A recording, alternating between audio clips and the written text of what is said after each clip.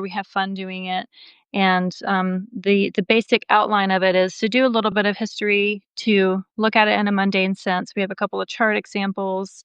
And then at the end of it all, I'll have some suggestions for a ritual of ways to make the eclipse itself more meaningful to you. We've already gone through one, but we have the second one on September 21st coming up.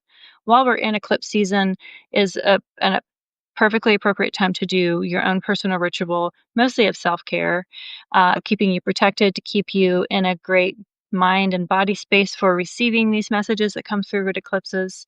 And at the end of all of that, then we'll break out into little breakout sessions and have each astrologer kind of host these little mini reading sessions. So the cost of the workbook, the cost of the eclipse workshop, what's included in that is also a little mini reading. So if you want to get a little mini astrology reading, this is probably the most affordable way that you're going to do it, to have access to all of these astrologers. In addition to, you get the recording, you get access to the workbook to either download or print to yourself.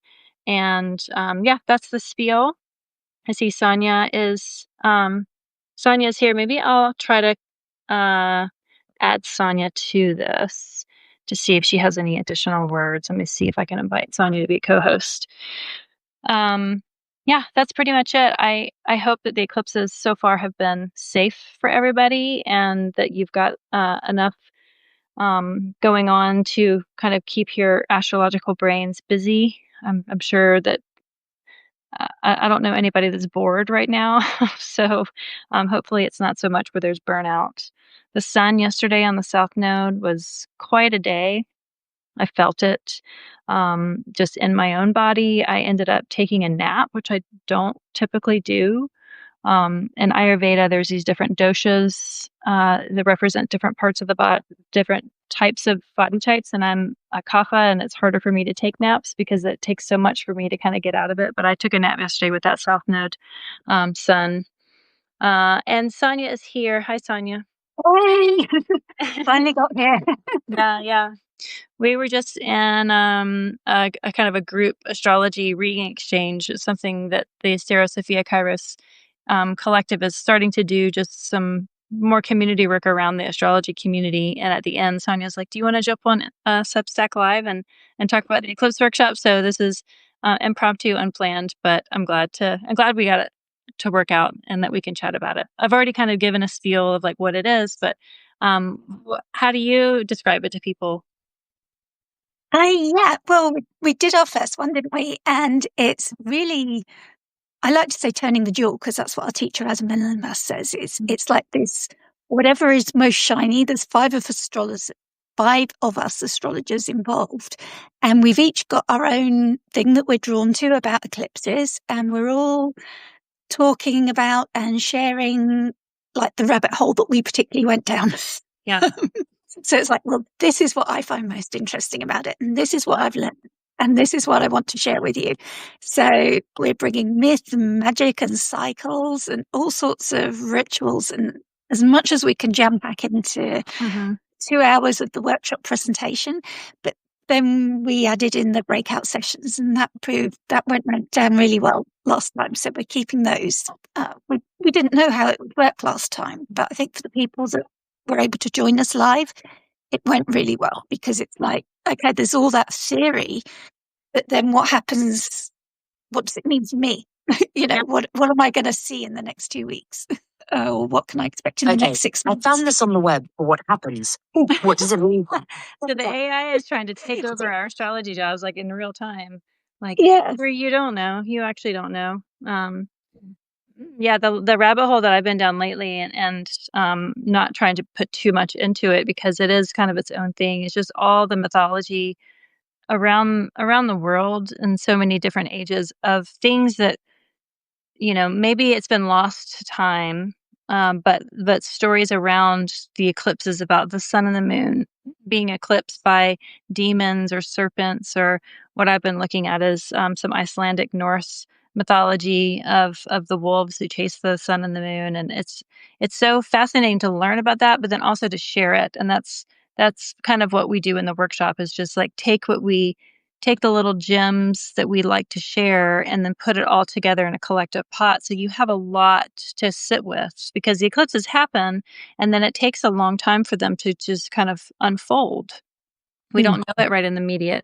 So having access to the workshop, if you don't attend live, you still get the recording and then you get the workbook. So then you can kind of listen to it and journal through the next 6 months when we have this final eclipse that's happening in the spring of the Virgo Pisces axis before we start to transition to Leo Aquarius. And that Leo Aquarius is going to be wild because it's going to be Leo Aquarius, and then it's going to be Capricorn Cancer and Leo and Aquarius, and then Virgo Pisces, and then Leo Aquarius, and then Capricorn Cancer. So it's like this one is like it's at least a little bit more consistent. Like last year we had or last spring we had the last of the Aries Libra one. This one is like at least we get these 3 in a row that are within the signs axis, and I feel like it's a good opportunity to look at this within your own natal chart when there's not all this kind of jumping around because we have enough of that already in astrology. Yeah. Yeah. And what's going to be really nice about this one is that people have already experienced Pisces Virgo eclipse, so we can see how the story is playing out for them, and really sort of help them move it forward. So yeah, just for the price of it, it's $22. You're getting this workbook that we're so proud of now because we wrote it the first time and now we've refined it and added to it and just got some really good information, some solid information that you can use during this time, but also use it as a journal to like make notes on what's going on right now and then look back on in 3 months or 6 months if things are coming up for you. You can look back at this time and see what was going on. And what connections we made during the workshop or what connections you made during your journeying prompts or anything to use it in that kind of way. So yeah, I think I tried to put some pictures up of the workbooks. I know we on our YouTube channel, and I think I put it on our Substack as well, was the first 3 pages of the workbook that's got the contents in there. Let me see if I can pull this up. I got them all keyed up on my laptop before we went live, and of course then you have to join on the app. So yeah, on my phone. What I really like about this one in particular is here I can do it this way. Just showing the seams here. Oh, that's it. And a curtain. Yeah. So this is the first couple of pages of the workbook. And how to explore how they function, how they impact your chart, integrate their potential lessons in life. And then this is generally kind of what we've built into that. So, we could, if we had more time, we probably would add more to it, and we probably eventually will. But this is what we've been kind of working on, and this is separate from the workshop. But you can use it prior to the workshop, you can use it during, or ideally you would use it kind of afterwards because there's a lot of invitation for you to kind of think of what is this supposed to mean. My favorite thing about the day that we chose, we were having a hard time kind of just with our schedules. We all have busy lives and multiple jobs and kids and pets and all that stuff. Was that we were trying to just choose a date, and Michelle of Michelle's Midheaven did a eclipse workshop, and she kind of chose a really great date that we were looking at. We didn't want to kind of compete with her, and so we pushed it to this date, and it happens to be on the Mercury Cazimi, which is kind of a nice day for us to look at a mercurial eclipse. So we're going to have the Sun and Mercury at 21 degrees Virgo, with the South Node just past it. So if you needed an excuse of something to do for your Mercury Cazimi, then join us for the workshop. I think it's going to be fun. So yeah, do you have anything else you want to add before we sign off? I guess we can do. I wonder if I can add what I'll do after this is put the Ko-fi link into the thing. It's just it's ko-fi, and it's Astera Sophia Kairos. So I'll just flip it around just for it's here. So Ko-fi.com/Astera Sophia Kairos. That's what we look like. And you scroll down to, you can just get the workbook itself. But if you do this one here, then you get the workbook and either access to the live recording if you can be there live, but the live event, but you definitely get the recording afterwards that you can use in tandem to it. So, and you get the chance to have a mini reading during the event. So, yeah, and a shout out to the other astrologers who've collaborated. That's Smart Astros, she's on Substack, and Janessa by Jove Astrology, she's on Substack. So you can find us all under Asterosphere Kairos. And Mandy Ray, we hope to get to Substack one of these days. But there's 5 astrologers who've all collaborated on this project, so we've all put our best game. Yeah. We like I said, we'd like to work together, and especially for eclipses, that they feel like moments of community. Their community experience. Like if you imagine full moons, before we had electric lights, full moons were times when it lit the path so you could walk to your neighbors, walk to community spaces. So full moons were generally moments of community events because the moon was reflecting this light at night when we could gather when we weren't working.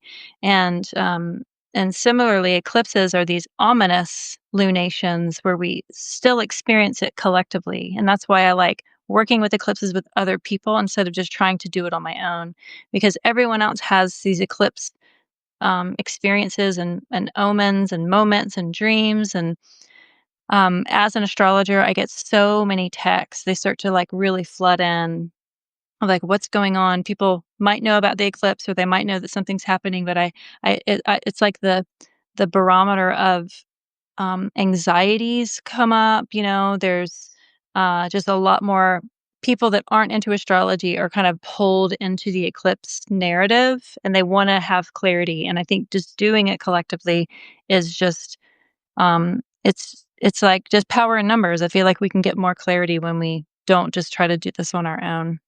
You can do it on your own. It's just not as fun for one. And I just think it's so refreshing to get perspectives. When you have to tell your story to someone else, they can offer you a perspective. And if you have an astrologer that can look at your chart around these eclipses at moments like this, then you can get their perspective, their professional perspective. So thanks for everybody. Did we mention the discount code? We've got if you're a subscriber to any of us, any of the Ask Astrologers on the Substack, you can get the discount code to the workshop. Or if you're subscribed to Ask itself. And also, if the price is a barrier for you, just email us and let us know. I'm sure the others won't mind if we say this, but, if it is a barrier, just let us know and we'll work with you and make something happen, because we don't want to exclude anybody. Yeah, so much of what this collective is about like really holding astrology and tarot and the divinatory communities to be concentric circles that go out. So we do charge because we do spend a lot of time making this, but we're also not hung up on having to make money on this because we all have our practices outside of it. So money should not be a barrier. If you feel like it is, just message any of us and then we'll make it so that's not as much of a barrier or a barrier at all if that's really a concern, because it's more important that you are a part of the community and working and supporting each other by just showing up and being present together in moments like this and spaces like this. So thanks to everybody that's joined, and we'll put this video up and put the link in. And thanks, Sonia, for suggesting this and jumping on camera. I'm glad we figured it out. Yeah. Well, first one. Yeah. Substack at a time of eclipses. That's not symbolic at all, is it? No, not at all. Thanks, Ryan. He says, wishing you all the best for this. It looks fantastic. I'm totally booked up then, so we'll be projecting mercurial light towards all y'all. I can imagine like Kira when she has like the light her forehead. I'm imagining Ryan like that. Ryan's an excellent astrologer as well. So thanks for joining the chat, and we'll close it for now. Cheers, everyone. Have a great day, Yes. and good luck. Thank you. Bye. Bye.